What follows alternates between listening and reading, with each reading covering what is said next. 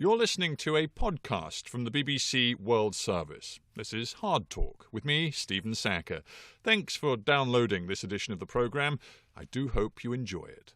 Welcome to Hard Talk on the BBC World Service with me, Stephen Sacker. Economics leaves many of us dazed and confused, but there's no denying that economic policy making affects us all.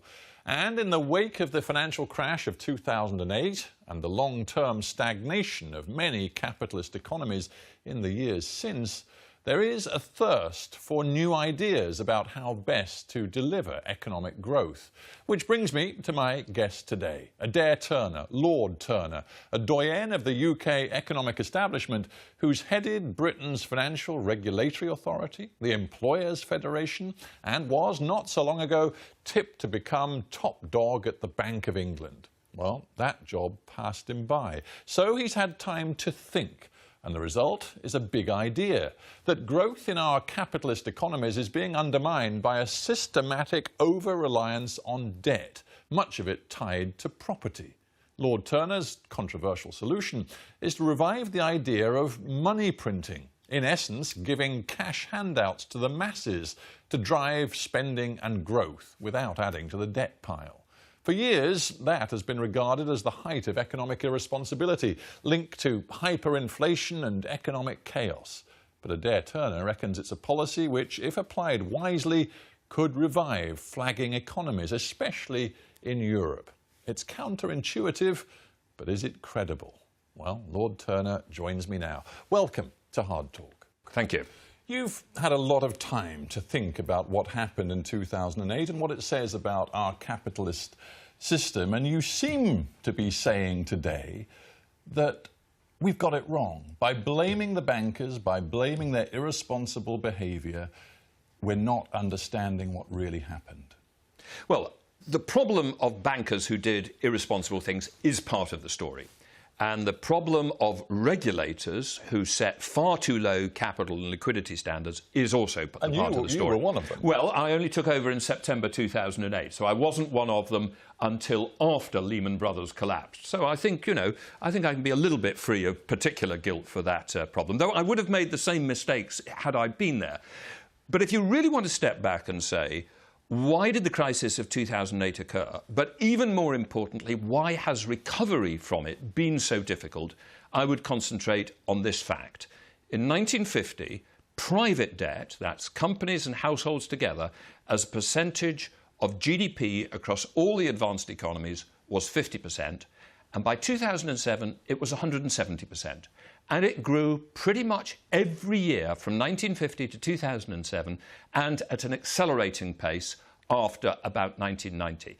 And it's that debt overhang which I think explains why 7 years after the crisis of 2008, we're still struggling with low growth and low inflation. But underpinning that analysis is an assumption that all debt is a bad thing. And surely one of the things we learned in 2008 is that, yes, there is bad debt, money that's irresponsibly lent, that can never be repaid, that is a house of cards, frankly. But surely there's also good debt, debt that drives investment, that allows capitalist economies to grow. So why lump all debt together? No, I'm not lumping all debt together. Let me be absolutely clear. I'm not taking, as it were, an Islamic point of view that says we shouldn't have debt contracts. But what I am saying is that you can have too much debt as well as too little. Now, you're absolutely right. There's a very good story in economic theory and in economic history that says you need debt contracts as well as equity contracts in order to fund capital investment. It allows economies to grow. But if you look at the amount of lending done by the banking systems in the advanced economies, only about 15% of it funds that capital investment that we all talk about. The rest funds either consumption or it funds essentially a competition between people for the ownership of assets that already exist, and in particular for real estate assets. And that is a hugely important fact which was largely ignored by policymakers and theorists before the crisis. Yes, and to some extent it's still being ignored today, because your message is somewhat controversial. You're saying that still today banks are too free to lend, and that they need to be constrained much more by public policymakers. And in the end, they need to lend less money. Isn't that what you're saying? Yes, I am saying that we need a less high level of leverage. Leverage is debt related to income, debt related to national income. I am so sorry to interrupt you so quickly, but I'm stunned by this, because you are the man who, not so very long ago, represented the employers, the businesses of Britain, including small and medium-sized businesses. How do you think an owner of a business today would feel listening to you, Lord Turner, saying, you know what,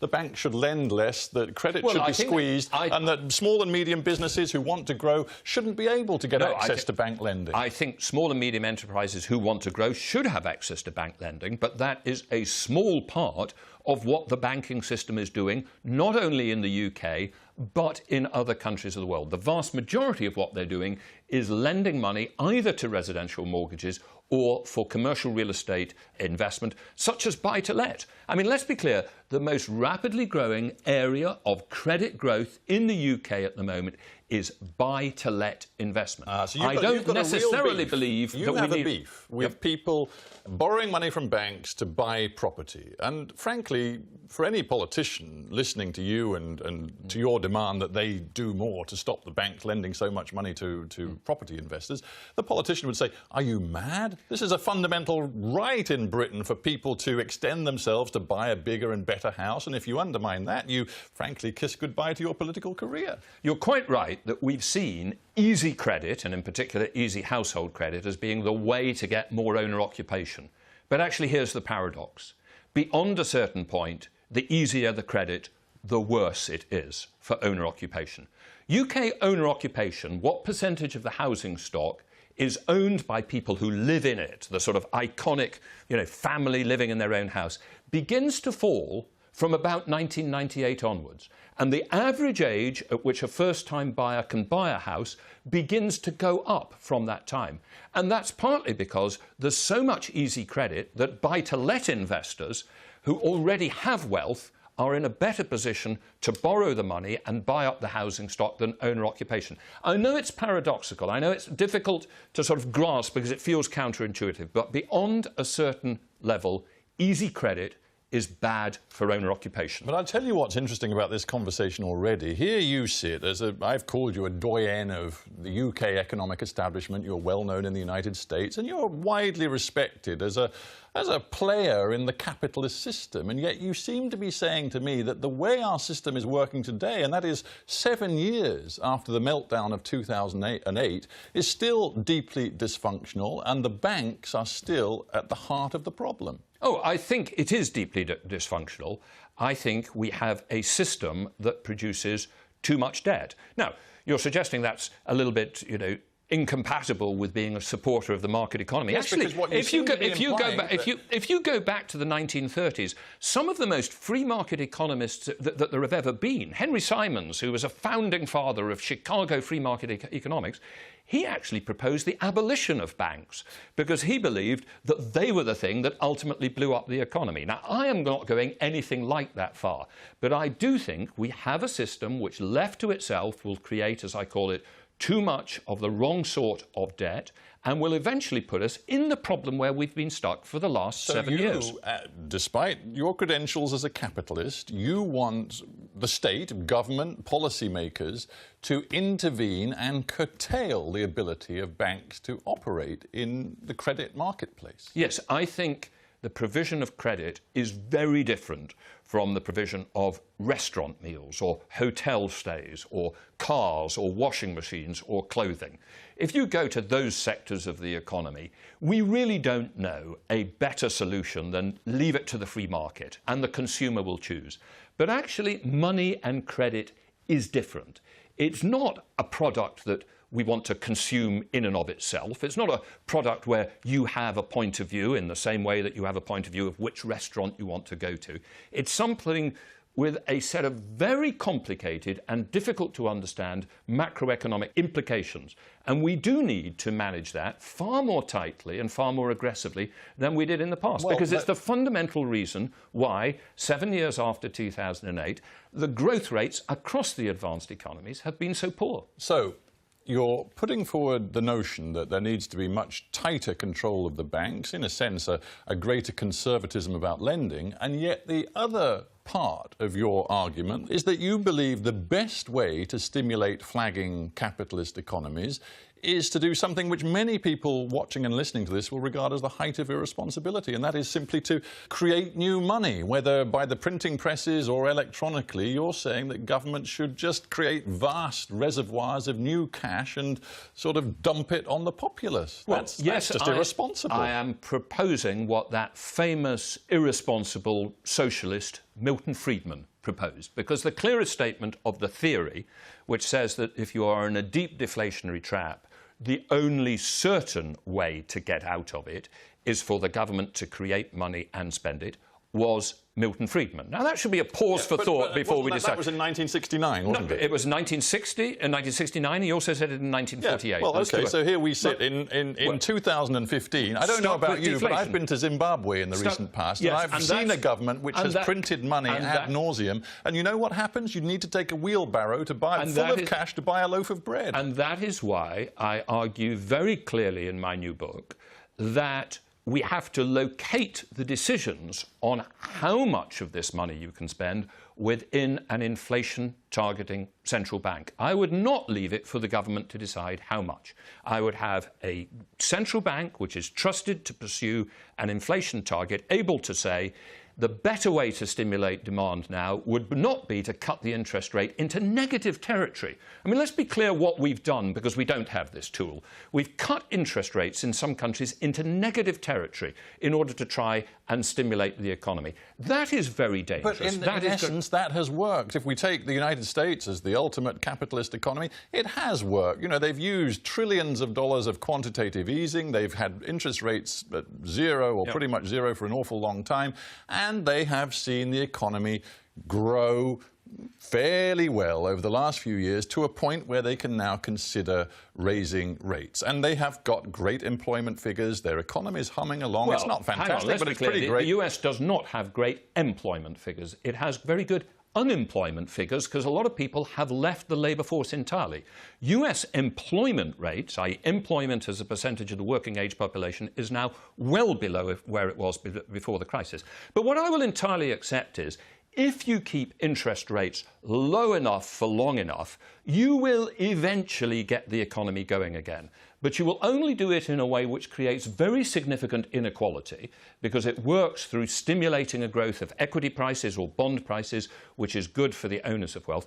And ultimately, it only really works by re-stimulating the very thing that got us into this mess in the first place, which is too much borrowing. Not so very long ago, I had Ben Bernanke in this studio, and I said to him, there are people who believe that the most effective way of reviving the US economy wouldn't have been all this quantitative easing. It would have actually been giving, say, $1,000 or $5,000 to every single citizen in the United States, because that way you would really stimulate the real economy immediately. He poo-pooed it and said that's ridiculous. He said nobody believes that anymore, and it turns out you do. Well, of course, I believe what Ben Bernanke believed in 2003. Because Ben Bernanke, again, in 2003, specifically in relation to Japan, very specifically said that what Japan should do was a tax cut or a public expenditure increase overtly financed by a permanent increase in the central bank balance sheet. That's what gave him the name Helicopter Ben at the time. I think what happened, and actually Ben talks about this in his book, he was so shocked by the fact that then he was bombarded as being irresponsible that he shut up about it later. But I think he was right. And I think actually if we had considered using direct fiscal stimulus funded with permanent money, we would have got out of this low inflation faster and with less long-term risks. I think the way that we've done it has actually been harmful for the long-term stability of the global economy. You seem to be suggesting that today's generation of central bankers, and I'm thinking in this country of Mark Carney, that they're wrong, because Mark Carney addressed this notion of, well, it actually was people's quantitative easing he was addressing because the opposition Labour Party is pushing that. But essentially, it's still another way of sort of putting cash into the economy. He said it would imperil price stability, it would be inflationary, it would hit the poor and the elderly hardest. So you seem to be out of sync with yes, I am. I think orthodoxy in the central bank. I think he's wrong on that. I mean, when you've decided to take a position against it, you say words like that. But I think Mark would accept that if you had a mechanism to make sure that you do it in a moderate and appropriate amount, there is no way it will produce excessive inflation. There is no piece of theory whatsoever that says that in technical terms it's impossible. It's absolutely technically possible to do a moderate amount of overt money finance, as I call it. The whole issue is whether you believe the political risks are too big, whether once you've broken the taboo, do you think we're bound to go to excess? That's the crux of the issue here. Yes or no, would you have done it if you had, as you wanted, got the job as Governor of the Bank of England when it was on offer just a short time ago? Mark Carney got it, you applied for it, or you certainly wanted it. Yeah. Would you have pushed this policy? If I had been Governor of the Bank of England in 2009, and if it had been agreed by the government that that was part of our remit, because central banks can only work within a legal framework which is defined in advance, I think it might have been better for us in 2009 to do a moderate additional stimulus financed by permanent money creation. What about in 2013, when our economy was still growing very slowly? I think maybe even one should have done it in 2013. I wouldn't do it now. So you'd have had a massive row with George Osborne, the Chancellor. No, let's be clear. If you become the central bank governor, you have to accept what the rules of the game are defined at the moment. Now, if I had believed at that stage that we should have changed that, I would have suggested that privately to George Osborne.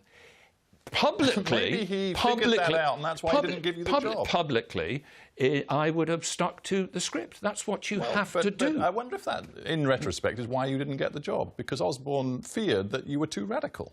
Well, I'd have done it privately, but I think it is probably the case that the fact that I, as some people say, are willing to take ideas to their logical conclusion makes people believe that, I'm not, as it were, sound in that respect. However, I do think there is a major difference here.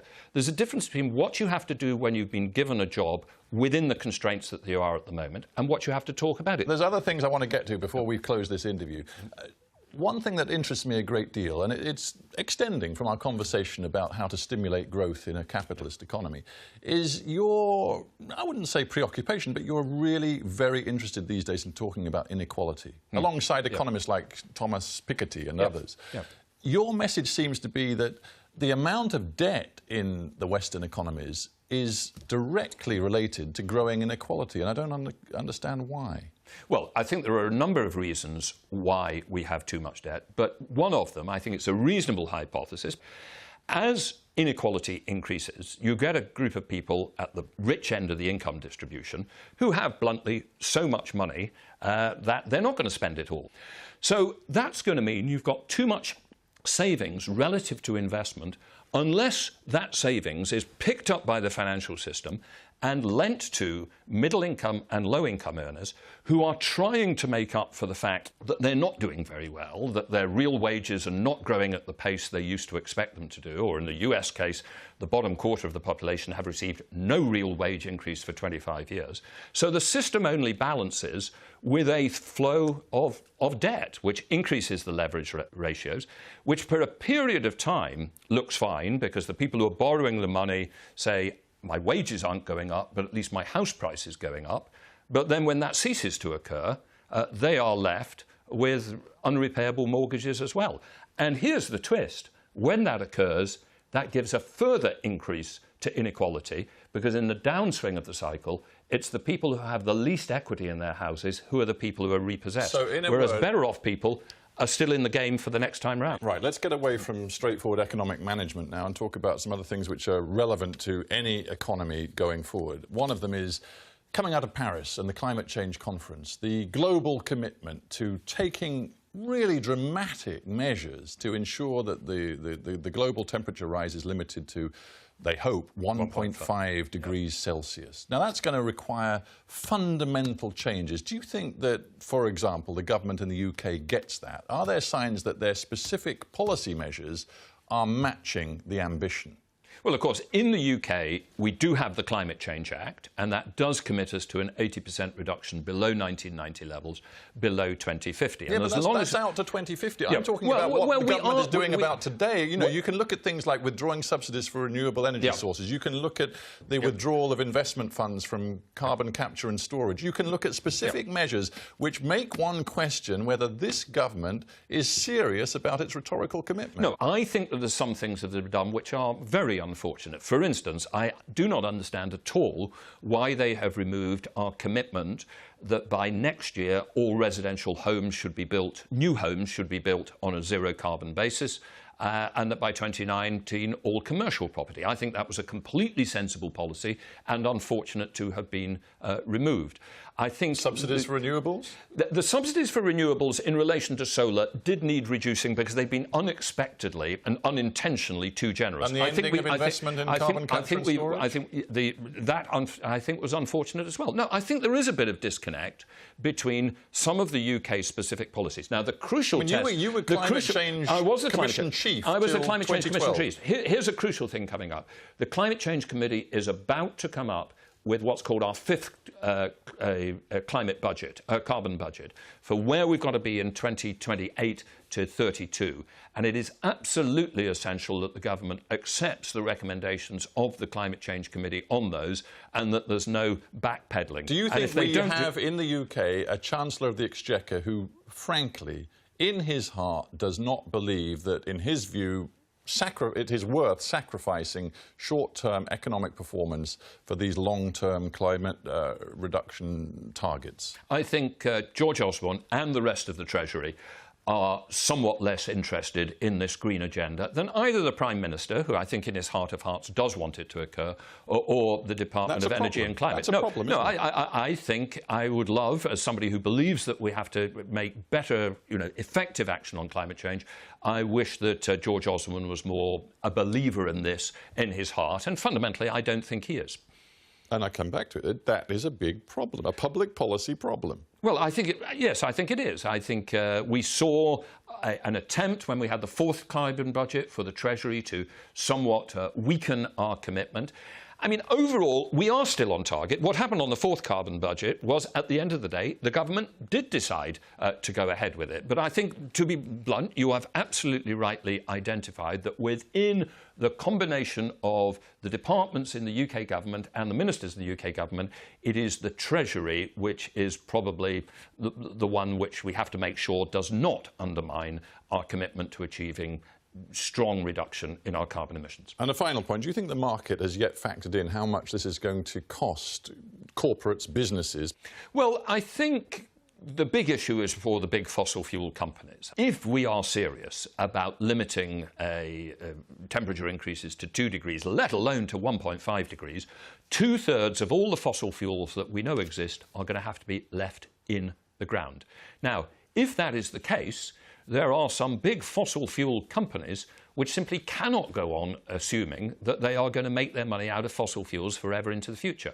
And I don't think that quite has been recognised with the severity, the seriousness that it needs to be recognised.